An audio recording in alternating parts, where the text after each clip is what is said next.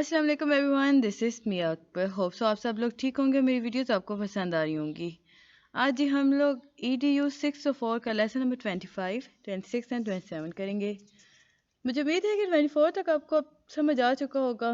तो चलिए अपनी वीडियो करते हैं स्टार्ट। लेसन नंबर 25 है the study across ethnic group and caste and social exclusion in Asia. तो इसमें हमारे पास जो सबसे इम्पोर्टेंट चीज़ आती है वो इंगेजमेंट। जब हम देखते हैं लोअर अटैचमेंट को तो हमें पता चला कि जो अफ्रीकन अमेरिकन थे वो बहुत ज़्यादा एंगेज थे बनिस्बत दूसरे ग्रुप्स के। गर्ल्स के पॉइंट ऑफ व्यू से देखा जाए तो ये गर्ल्स जो होती हैं मिडिल स्कूल के अंदर बहुत ज़्यादा अटैच और इंगेज होती हैं। हाई स्कूल के अंदर वो ज़रा लेस हो जाती हैं, यानी इमोशनल स्ट्रगल कर रही होती हैं और ये शो अप या पार्टिसिपेट कर रही होती हैं, बट यहाँ पर वो फील करना शुरू कर देती हैं इनसिक्योरिटी को और लेस कंफर्टेबल को।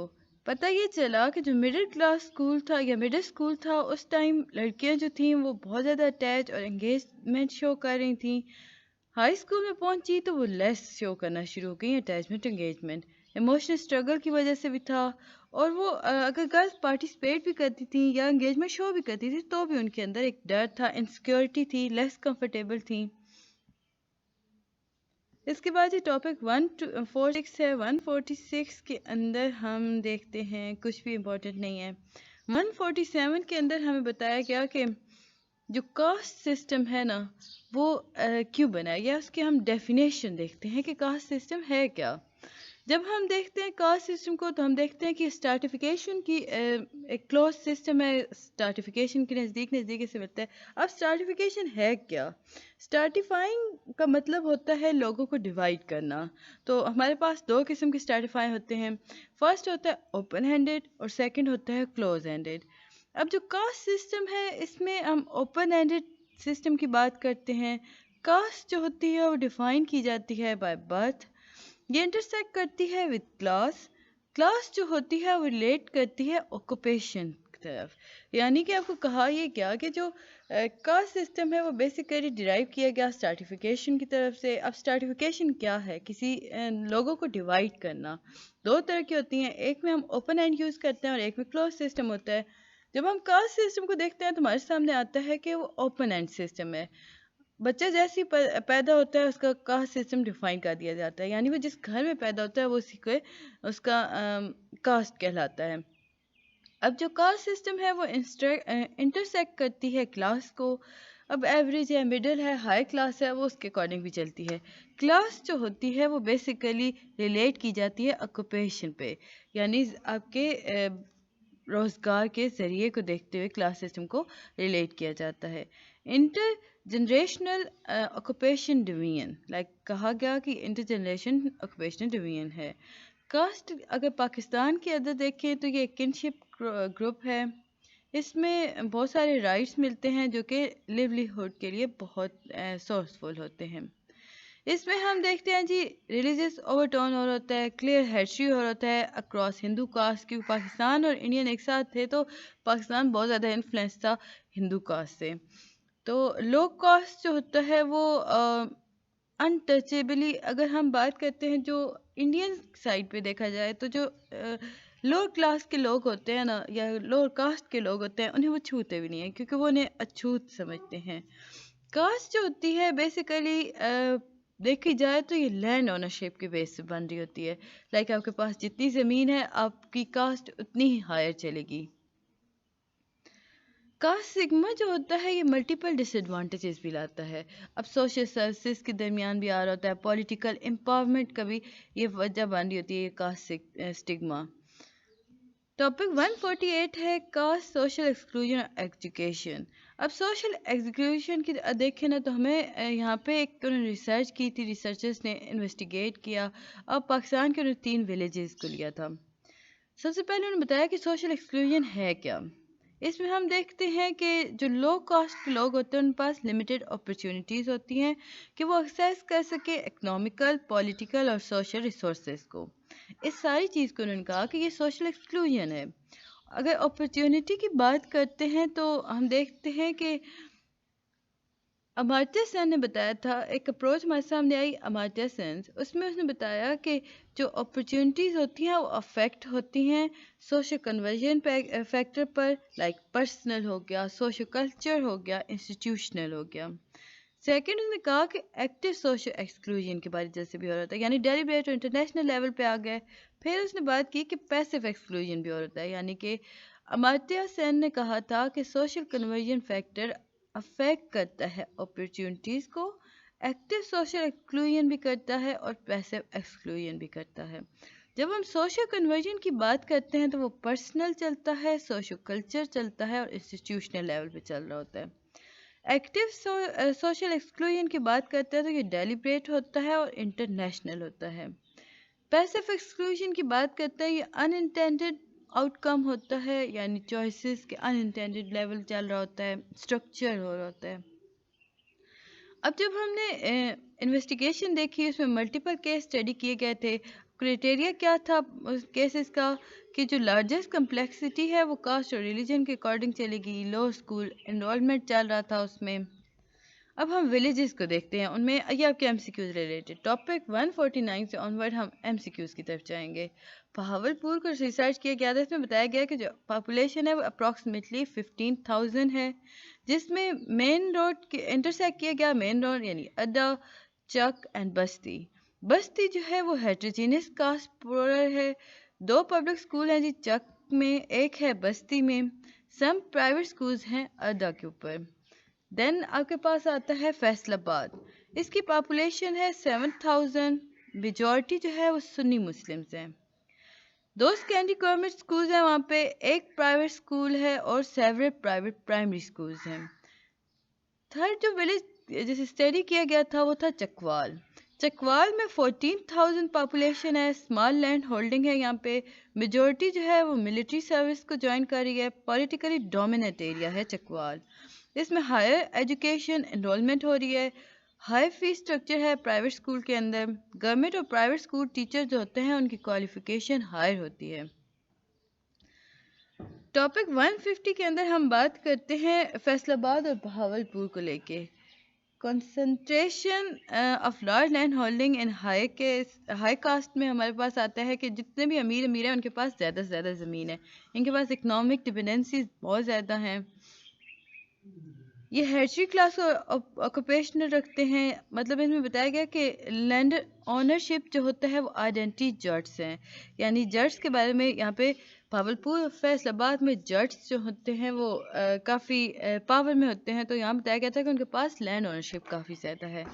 अगर पॉलिटिकली पावर की बात की जाए तो ये नंबरदारी लाइक बट नॉट ऑलवेज नंबरदारी, तो एक नंबरदारी का सिस्टम है इसके अंदर, वो चलता है।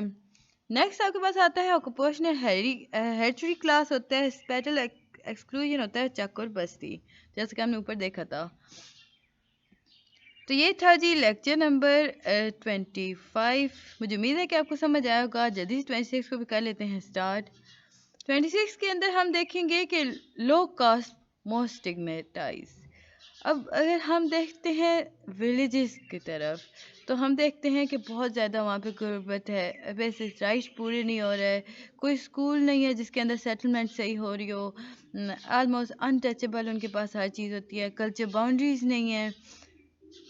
अगर हम पूरेस्ट ऑफ लो कास्ट की बात करते हैं तो हमारे पास आता है selfly excluded from the space of government school.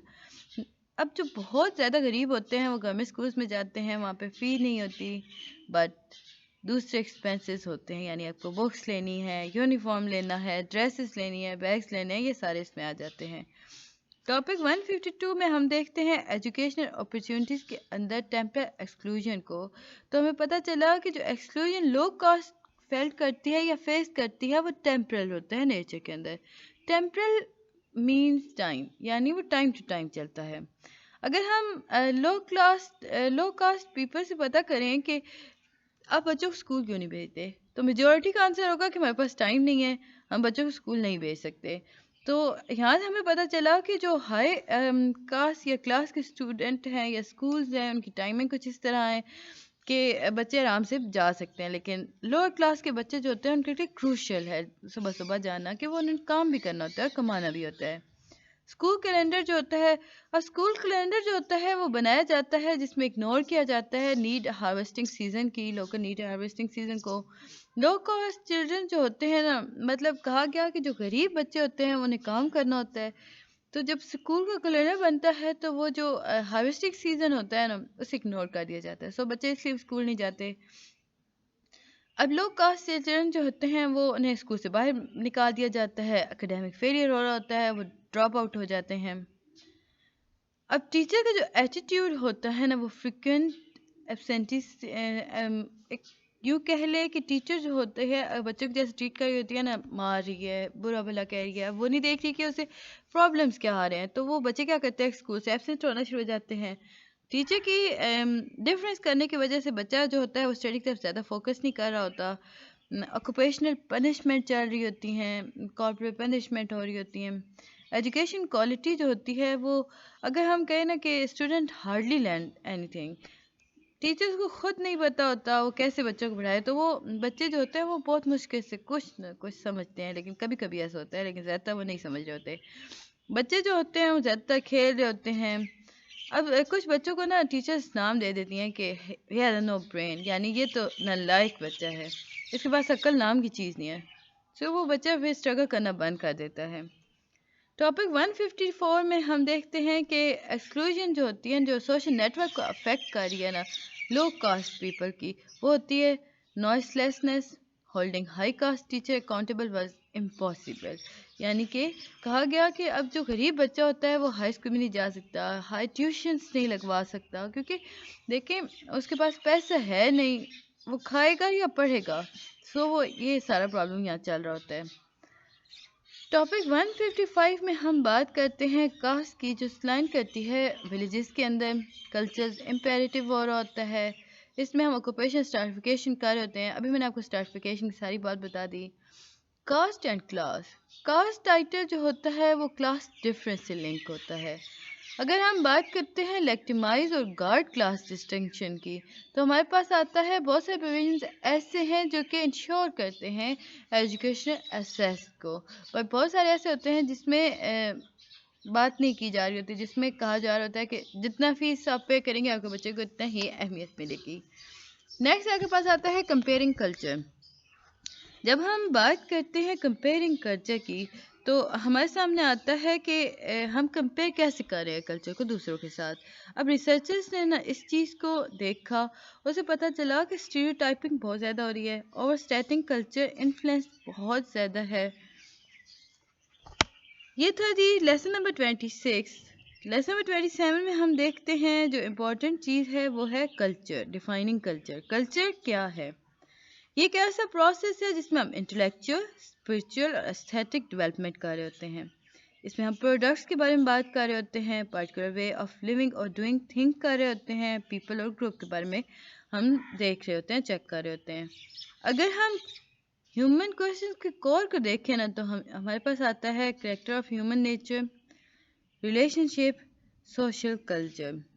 اگر ہم بات کرتے ہیں ہر اسپیکٹس آف لائف کی تو ہمارے سامنے آتا ہے material, non material, linguistic, physical, symbolic اور پریکٹسز.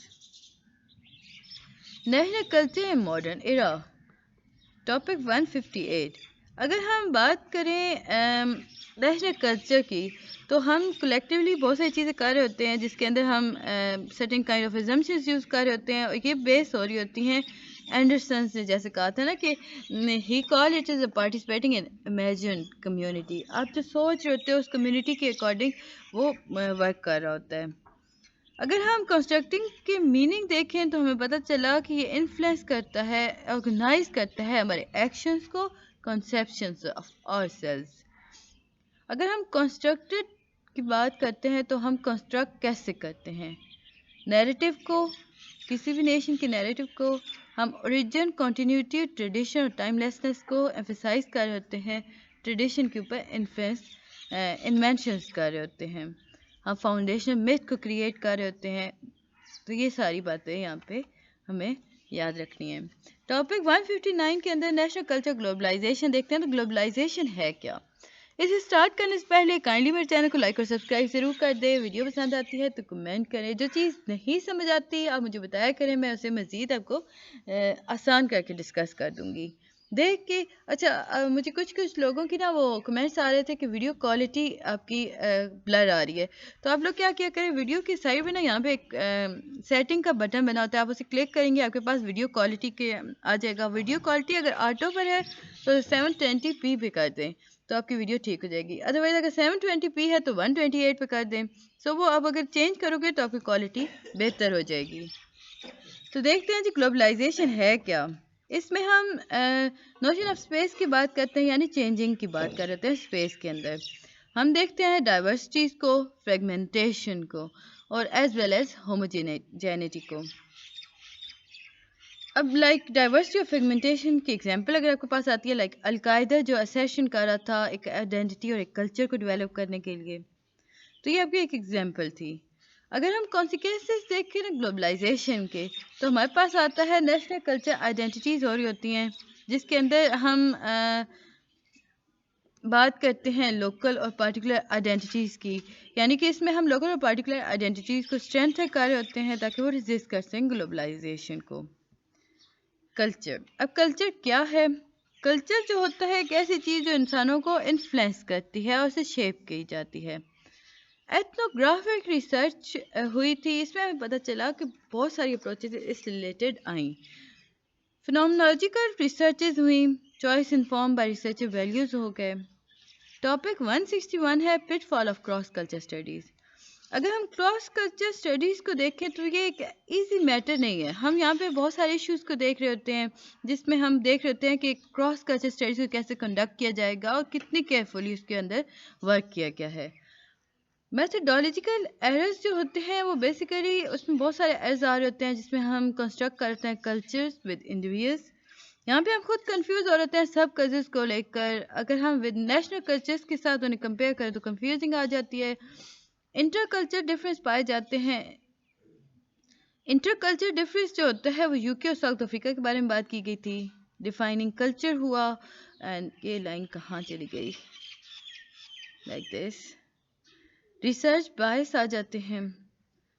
अब रिसर्चर्स जो होते हैं वो ओवरऑल कम्युनिटी को तो नहीं लेके रिसर्च कर रहे होते हैं, वो कुछ लोगों को इकट्ठा करते हैं और उन्हें रिसर्च करना शुरू करते हैं। अब इससे हुआ क्या कि हमने शुरू में देखा था कि बहुत सारे ऐसे स्टूडेंट्स होते हैं, बहुत सारे ऐसे होते हैं आपके पास के उसमें रिसर्च अगर चाइना और यूएसए या जापान में हुई है ना, तो अमेरिका या इंग्लैंड में उसके ज़रा डिफरेंट होगा, ऑपोजिट नेशन चल रही होंगी।